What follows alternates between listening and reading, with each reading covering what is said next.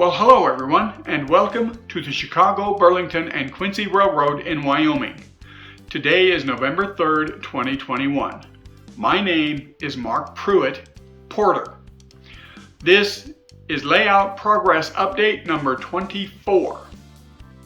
Hey, I want to thank everybody for their feedback on VideoLink this past month. Though several of you indicated that you do like the shorter videos, nobody complained that mine was too long.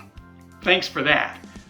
Don't worry though, I'm not going to take this as permission to suddenly start pontificating on everything model railroading.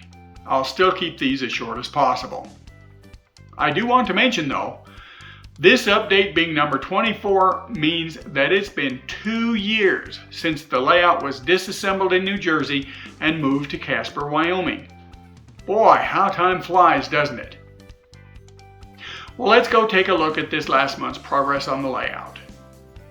When last we met, I had just completed the benchwork for Powder River and Showbone. Shortly after that last update, I installed the skyboard behind Powder River, tying it in with the Casper skyboard. That took most of a day's work on the layout, since making sure I had a solid splice between the installed skyboard behind Casper and the new section was a bit involved. But I got it in, and on October 7th, the new section was painted. Installation of a backdrop will come at some point in the next few months. My friend Kurt, who you saw helping me with initial scenery work at Casper earlier this year, has a photo of the area that he's promised to send me. October 7th through the 9th saw the installation of new foam subroadbed from Casper through Powder River and installation of roadbed up to and partially through Powder River. In this first shot, I've added the adhesive caulk to the grid members in preparation for addition of the foam. Here the first section of new foam is in place and weighted down. I was eager to start laying new track out of Casper, so after the caulk had cured overnight, I laid out the curves heading west away from Casper and tacked down the Cork Roadbed.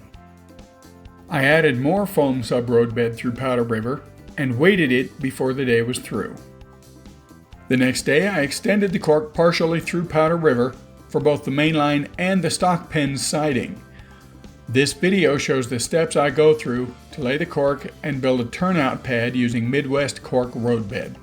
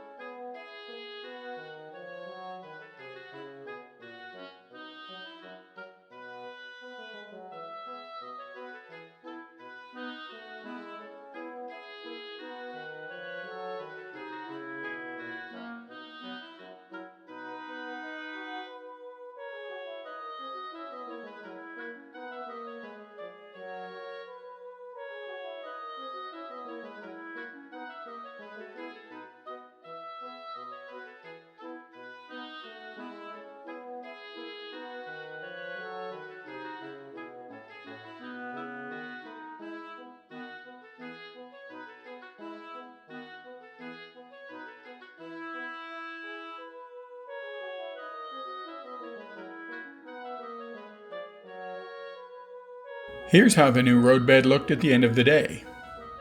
At this point, we took 10 days off and drove to California and Arizona to visit some folks and for me to take care of some personal business that's been on hold for almost 6 years. We returned on October 18th, and the next day I was back at it on the new layout sections. October 19th saw the installation of new track on the western curves. Here's my soda train holding the track in place as the caulk dries. On the 20th, I tested out the newly laid track. There's something very satisfying about running a train over new track for the first time, isn't there? The curves are super elevated. Before I could progress any further, I needed to build a turnout for Powder River. I did that on the 22nd. Meanwhile, on the 21st, my friend Nate brought over 3 locos he weathered for me. This one is a 210-2 Santa Fe. This is somewhat heavily weathered, representing years of heavy mainline work. Nate did all the airbrushing of rust and dirt, Then I brushed on 2 varieties of brown Bragdon weathering powders to enhance the dusty appearance and kill any remaining sheen. Nate does a great job, doesn't he? He also did the weathering on locos I've shown in earlier video updates. He mentioned to me that he's available to do work for others as well. He can be reached at this email address, dirtylocos@yahoo.com. If you've been looking for someone to weather parts of your roster, you can't go wrong contacting Nate. I'll put the information in the video description so it'll be easy to find. And by the way, Nate is a die-hard diesel fan. He has no personal use whatsoever for what he calls stinky old steamers, but that doesn't stop him from doing a great weathering job even so. Still, sometimes I wonder if I'm going to get a special weathering job on one of my steamers one of these days.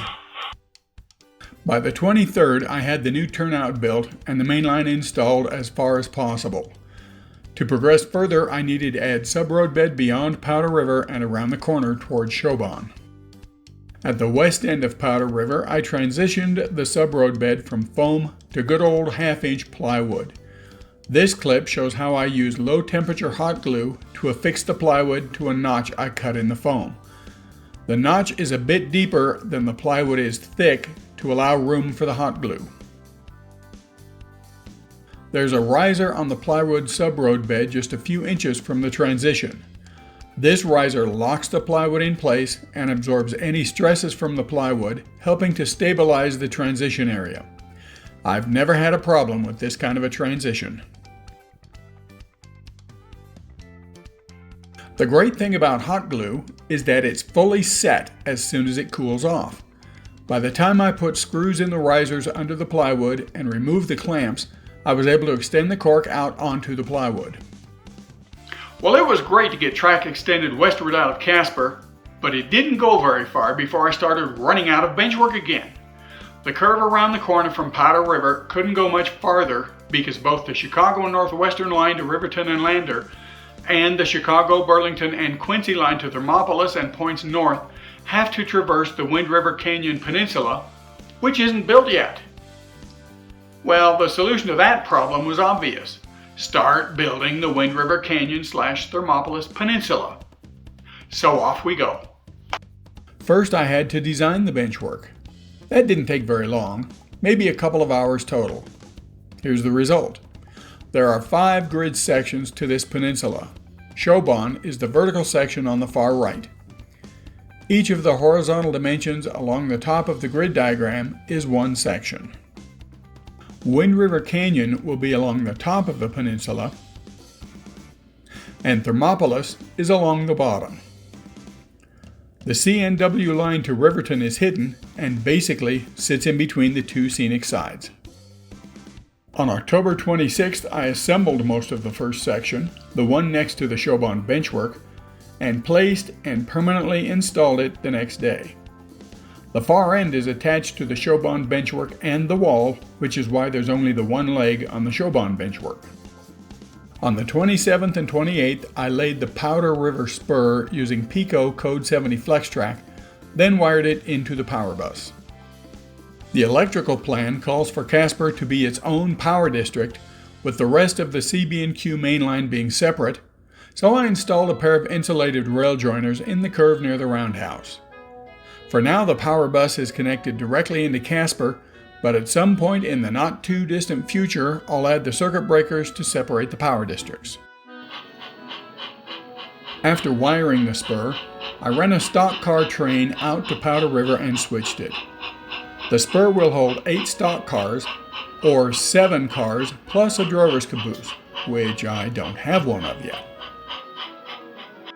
I spent the last few days of October cutting out Subroadbed and installing it at Shobon.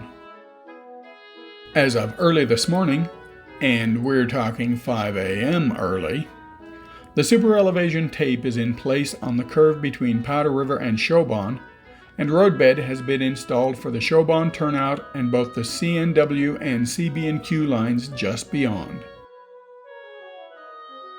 And that, ladies and gentlemen, is it for the month of October.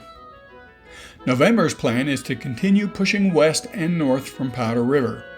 More of the Wind River Canyon Peninsula will be constructed, meaning I'll have to buy at least one sheet, and probably two, of 3/4-inch oak plywood and cut it into strips for the grids.